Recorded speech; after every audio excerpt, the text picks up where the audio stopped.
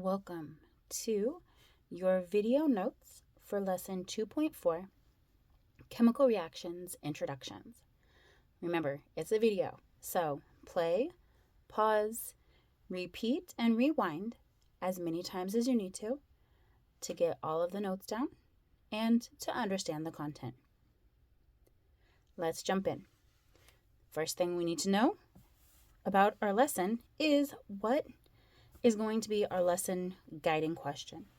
What are we trying to learn during this lesson? So for lesson 2.4, all about chemical reactions, our lesson question is, how do changes in matter during chemical reactions affect life processes? Throughout these notes, you're going to be attempting to collect evidence to help you answer this question. To be able to do that, first we have to understand what a chemical reaction is. Definition for a chemical reaction is a process that changes one set of chemicals into another set of chemicals. So a chemical reaction is just a process that changes one set of somethings into another set of somethings. When we talk about chemical reactions, we have some special terms that we use. We have reactants and products. And we can talk about chemical reactions in chemical equations and how we write them out. So a very generic example might be chemical AB plus chemical X reacts and yields chemical A plus chemical BXB. So we had reactants on the left side, chemicals AB and chemical X going into our chemical reaction. And then we had products or new chemicals, chemical A and chemical XB coming out. Sometimes I find that letters make it confusing because we use so many letters for chemical symbols and element symbols and other things. So I also like to just write it with shapes. So chemical square circle plus chemical triangle react to yield chemical square and chemical triangle circle. Basically what this means is that on the left side, we have chemicals that go into a reaction, the reactants. And on the right side, we have the chemicals that come out of the reaction, or the products.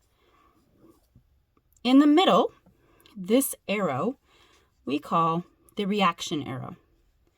This arrow shows us the directions of the reaction.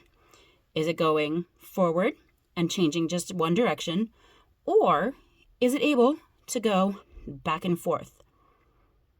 Similarly to how we looked at how water is constantly changing down and breaking apart from H2O to H plus and OH minus, and then back into H2O and back and forth and back and forth. That's how we get a double-ended arrow. As we talk about reactions, we have some different types that we're going to actually specifically talk about. There are some chemical reactions that release energy as they go, and there are others that absorb energy. So, just like with many of our other notes, we're going to use a handy-dandy T-chart to make some comparisons. Reactions that release energy we call exothermic. These release the energy exits, and it tends to cause an increase in temperature. So if there is an exothermic reaction occurring, things start to feel more warm. These are usually spontaneous, which means they happen all on their own. On the other hand, we can have reactions that absorb energy.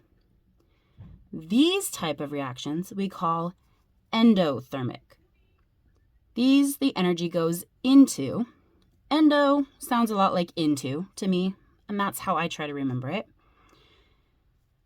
So in endothermic, where the energy is absorbed, these have a decrease in temperature. Whatever reaction is occurring starts to feel more cold. These need activation energy. Activation energy is what we call the amount of energy needed to start a reaction. Whereas exothermic energy releasing reactions can happen spontaneously and all on their own. For a reaction that absorbs energy to occur, it needs energy to happen in the first place. It needs that energy there to be able to absorb.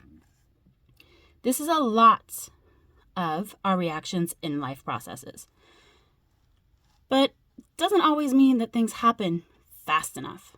Luckily, when it comes to chemical reactions, we have this other really cool set of substances we get to talk about. And these substances are called catalysts. Now, a catalyst is a substance that speeds up the rate of a chemical reaction. So a catalyst is something that helps our chemical reactions happen faster. They do this because they lower the activation energy needed for a reaction to occur, which means that the reaction can occur at a faster rate.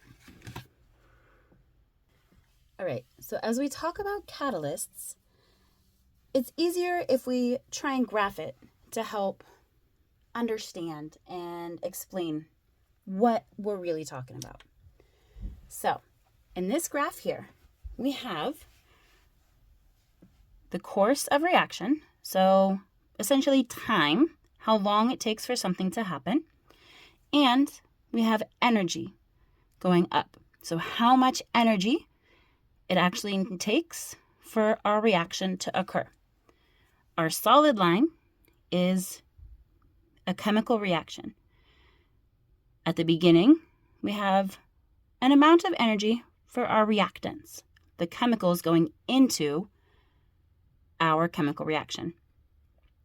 As the chemical reaction starts to build and process, it needs a certain amount of energy built and put in, the activation energy, before the reaction can occur, and the chemicals change into new substances, and the amount of energy in releases, and the energy of our products, the chemicals that come out, are different than what came in. This is a lot of energy, and it takes a long time to build that much energy. So when we have a catalyst that we can add in, we change the activation energy that we need. Instead, now, after we've added catalyst to this same reaction, we're going to follow our dotted line. So we still have the same amount of energy in our reactants, our chemicals going into the reaction, and then they still need to increase in energy, but that catalyst lowers that activation energy so the reaction can happen with less energy, and then we still end up with the same energy of the products.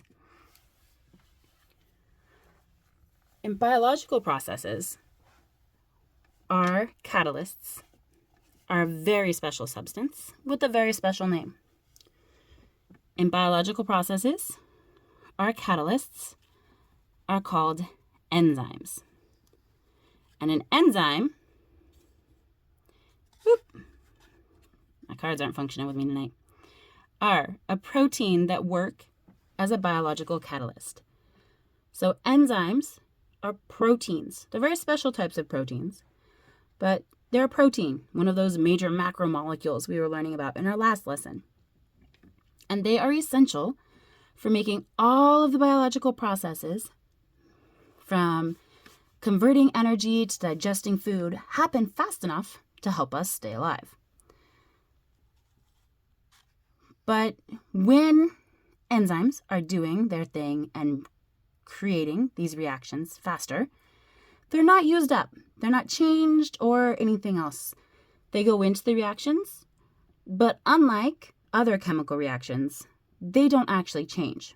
They're just there to do a job, and once it's done, they find a new substance and do their job again. So if we were to draw our chemical equation and reaction this time, but from an enzyme point of view, it would look more like this. We would still have our reactants, and we would still have a reaction and final products, but it would look something more like this. We would have our enzyme with, yes, its funny little shape, and we would have a reactant that it acts upon. In enzyme catalyzed reactions, we call these a substrate. We would still have that reaction occur. Essentially, that enzyme traps that substrate that it's meant to work on because it fits exactly into the space on that particular enzyme. When the reaction's done, we still have our enzyme.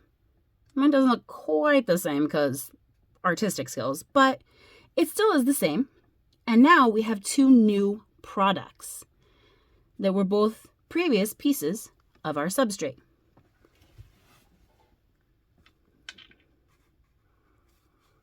Each enzyme works on a specific substrate. So, this enzyme always works on this substrate to create these products. If my enzyme had a different shape to it, it would react with a different substrate to create different products. As these enzymes are working, they can be affected by a few things. They can be affected by temperature. Certain enzymes work best at certain temperatures. They can be affected by pH, that wonderful pH scale of acids and bases. Different enzymes work best at different pHs. And they can be affected by what we call regulatory molecules. So there's certain molecules that aren't a substrate, but that still can react with the enzyme to maybe block it or help it react with other and more different types of substrates. We'll explore a lot more of that outside of your video notes. So this is it for now. Make sure that you've got it all down. Make sure that you understand it. Ask the questions as you need. And see you guys in the next video.